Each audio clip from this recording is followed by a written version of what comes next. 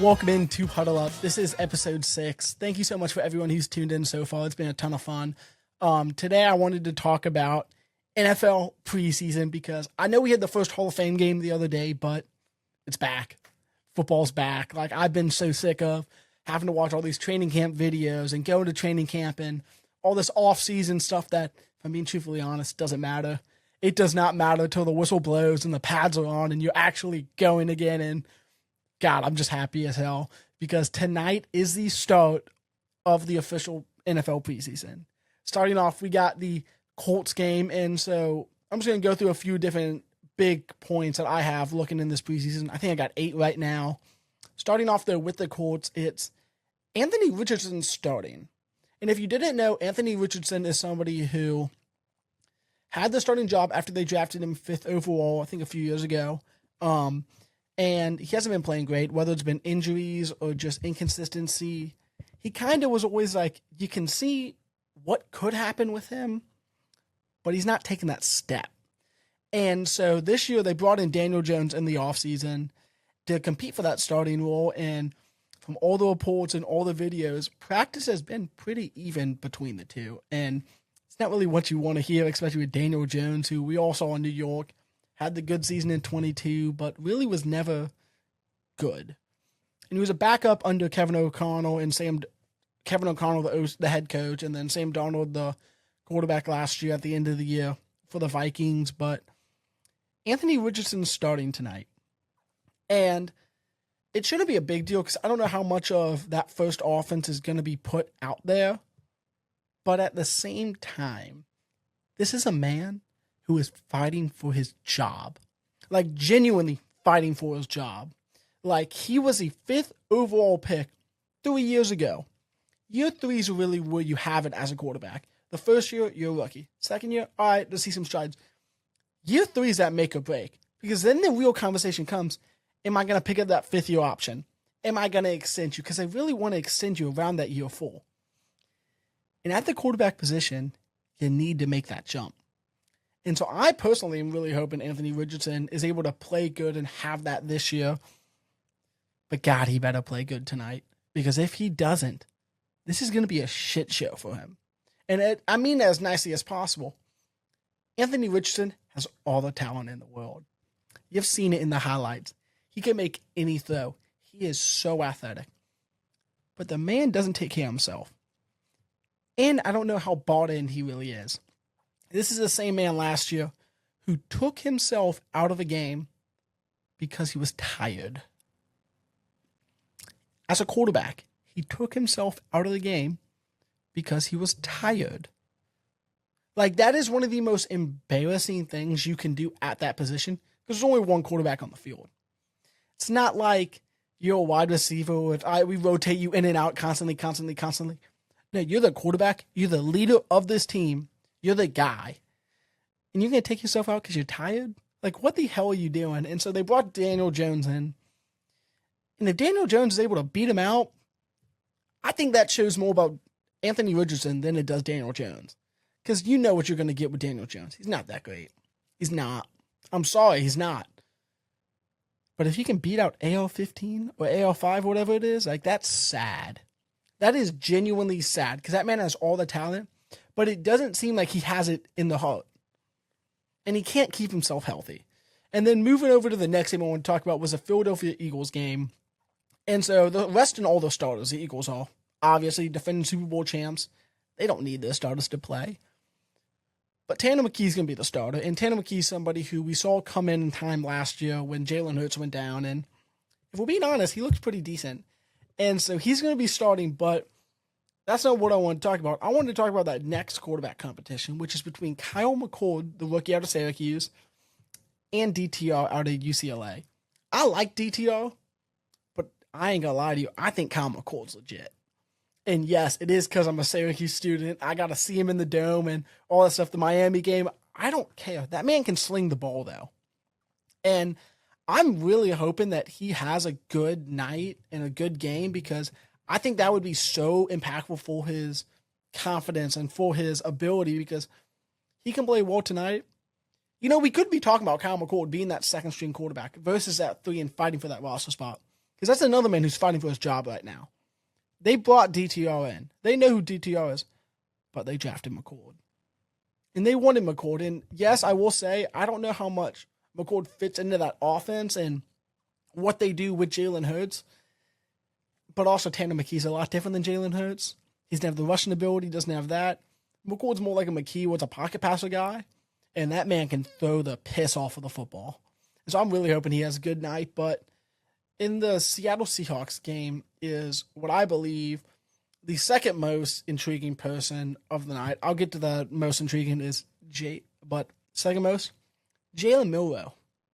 You all saw him at Bama. Everyone saw him at Bama, the highs, the lows. If you don't know about Jalen Milroe, that man might be the most athletic player you have ever seen. He, if the game of football was just deep throws and rushing as a quarterback, he would be the greatest quarterback of all time, at least in college. That man throws the prettiest deep ball, and goddamn can he run.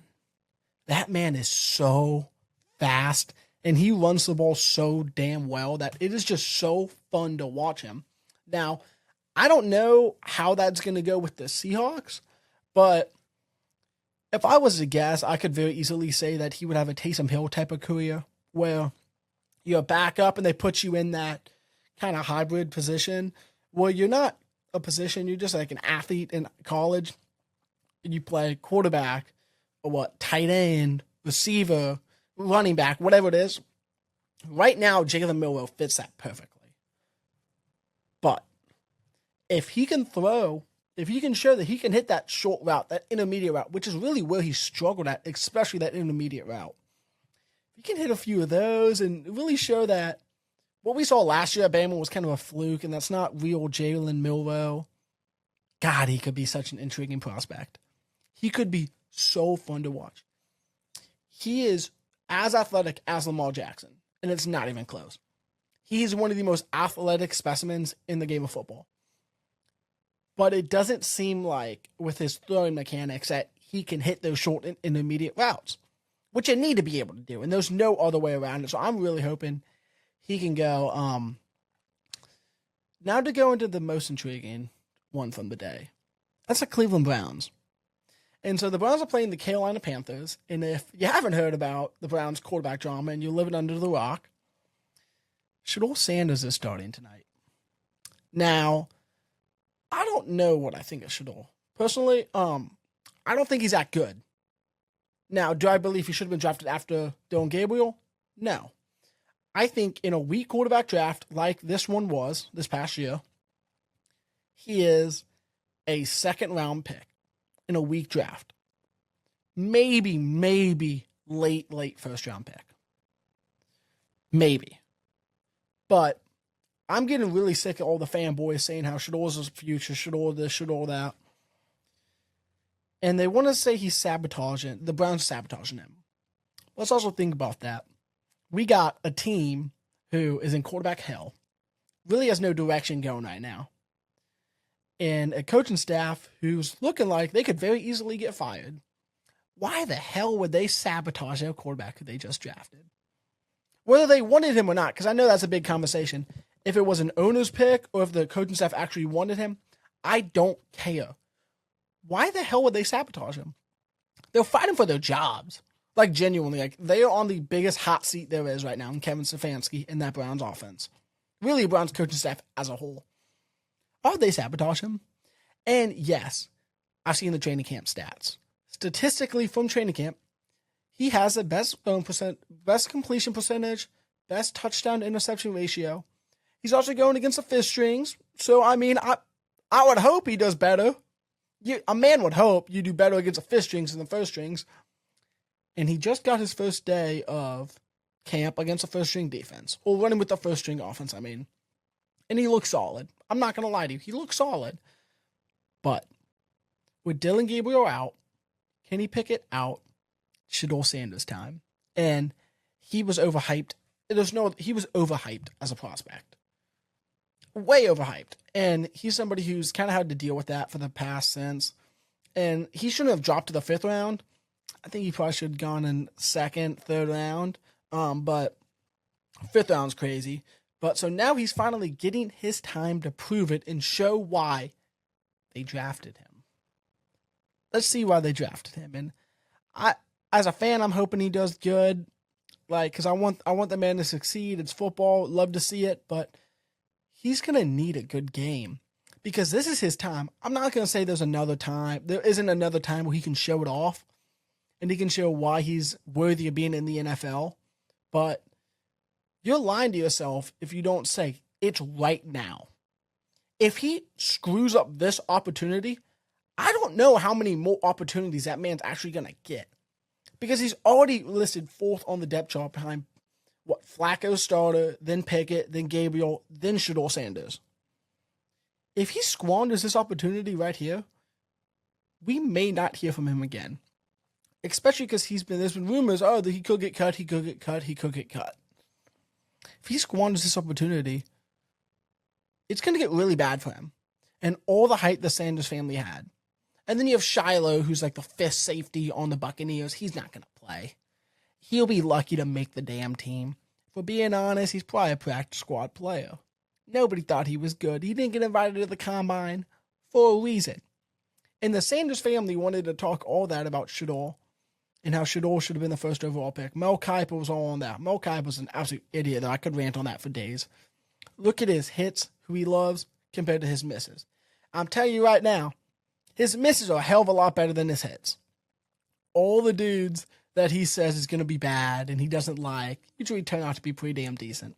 And these dudes who he's in love with, hate to be that guy, don't ever really turn out. I'm sorry, that's just how it works. I know it's the NFL draft and you never know what's going to happen with these 21-year-olds, but you love to bend over backwards for a bunch of guys who suck.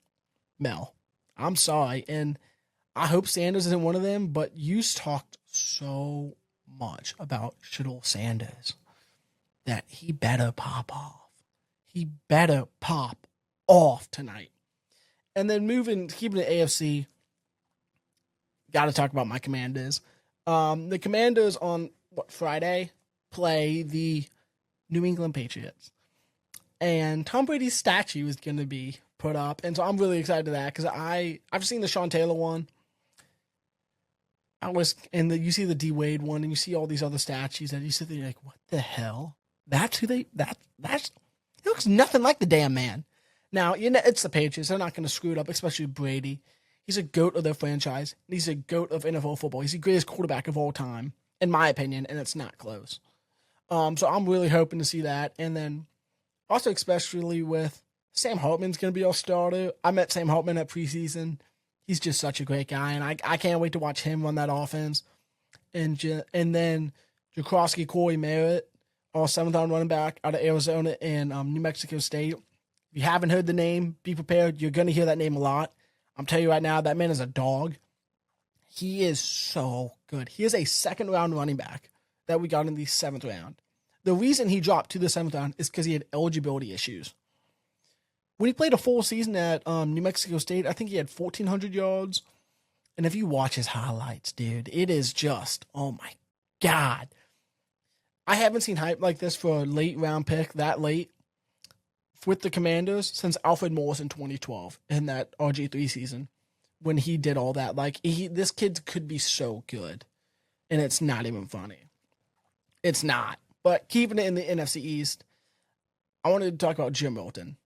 Because this is somebody who's starting for the Cowboys this week, and you heard all the talk about how when he left New England, going to Dallas, he finally feels like that love and appreciation, and like the team wants to get him better. Versus, he kind of made it sound like it was Drake May, and then you just toss it aside like we don't even want you to get better. We just took a wave on you because why the hell not? You saw it in that last game he played in New England against Buffalo with what that man can do. And everyone's always said it, like, he has all the talent in the world. He throws the ball a little 90 yards. Like, he has all the talent in the world, and it just comes down to if he's going to be able to put it together. And his accuracy has been something that's been really questioned. But I'll tell you right now, in that game against Buffalo, his accuracy looked pretty damn good. And I know it was a Buffalo backups because they already clinched playoff spots and all that, but he looked pretty damn good. And there's a reason the Cowboys traded for him. And so I'm really interested to see how that game goes because he's such a fun player to see. Like day in, day out, that man is so fun to watch. It sucks being a Commanders fan that I'm like low key rooting for the guy and rooting for the Cowboys to see him play good. But if you watch his highlights, like it's so hard not to root for that man. Like he has everything on paper. The accuracy is the only thing that we used to think like, is it? But reportedly that his accuracy is not bad. Actually, it was the system and everything that got put around him. So I guess we'll really be able to see that now. But you never know with these guys. I do want to talk about the Saints because they have another thing that's all confusing now in the quarterback because everybody has quarterback problems nowadays. It just seems like every team is dealing with quarterback hell. And the Saints are in the middle of that. We don't know who the starter is going to be, whether it's going to be Tyler Shough, Tyler Shough, because it's Shough, but it's Shough. Makes no sense. The second round quarterback they drafted out of Louisville, who's like 28 years old as a rookie. Or Spencer Rattler. You know what you get with Spencer Rattler. Or Jake Haener. No shot in hell Jake Haener wins that job. Zero chance in hell. I'm sorry, Jake. Sorry to your family. You're not winning that damn job. You're going to be a backup at best. I'm really interested to see how they go about it because Tyler Shough, they took a second round pick on you. That's a hefty pick to put on a 28-year-old. And you're competing against Spencer Rattler, who I like Rattler. He's fun to watch. I liked him at Carolina. I liked him at OU, but he wasn't really good at OU.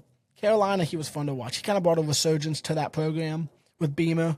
And they're playing that Beamer ball with Spencer Rattler, and they had some big games. But I'm really interested to see who actually gets the nod in that start. Because I refuse to believe they're not going to play both. They have to. They do not know who their week one quarterback is. You have to play both these quarterbacks. And I can't lie to you. I don't really know who I want in that one. But I am really interested to see what Tyler Shough has. Because, I mean, you've seen the videos from the combine of him just flicking the ball. And it was a horrendous pass. Like, it was one of the worst passes I've ever seen. But it was really interesting because he was somebody who it was said that he's the most pro-ready, but his ceiling is not very high. So I don't really know what they're doing with that. I think he throws a pretty ball, but I also think he's 28 years old and has a ton of knee injuries and just different injuries all over his body where it's a high pick to take somebody who's injury prone. But I do want to wrap up ending off with the NFC East once again, and the New York Giants. They announced that Jaxson Dart is getting the start for the Giants this week, and Jaxson Dart's somebody who I love. I've been loving him since Ole Miss, and I'm a big proponent of Ole Miss cannot be good if they don't have a douchebag at quarterback. And I'm sorry, Jaxson Dart's a douche. And he's a very you love him or you hate him player. There's no really other way to put it. I like Jaxson Dart. Now, do I think first round pick 28, I think, or 28, I think, was a bit too high? Yes. I do think he was drafted too high, but he's getting the start, and he's in another crowded quarterback room with Russell Wilson, Jameis Winston, Jaxson Dart. I mean, Tommy DeVito is still on the team, but DeVito's not touching the field. I'm sorry. He has zero shot at touching that field. But they've already initially said that Russell Wilson's going to be the starter, and which I understand. But Jaxson Dart has a lot to prove, and I'm really looking forward to his debut. I'm going to be at work during all these games. I work 4 to 9 tonight, so that's going to suck, but I guarantee you I'm going to be in the back watching on my phone. 100%, I'm going to be pulling up that ESPN or the NFL Network, Fox Sports, whatever the station's on. I'm going to be watching every damn game. That's just what's happening. There's no other way to put it. But so I'm really excited to see football back. I don't know if you can tell. I was talking to my brother yesterday. Life's good again. Football's back. I don't have to deal with all this other BS, football, training camp, and all that. We're back. We are back to NFL football, and holy crap, I can't wait. I just want to say that thank you all for tuning in. If you haven't listened to the other episodes, please tune in and listen to those. Make sure to follow me on my Spotify at Leonidas Delyannis, my TikTok, HL Delyannis, or my TikTok, LH Delyannis, or my sports Instagram, Leonidas Delyannis _sports. Thank you.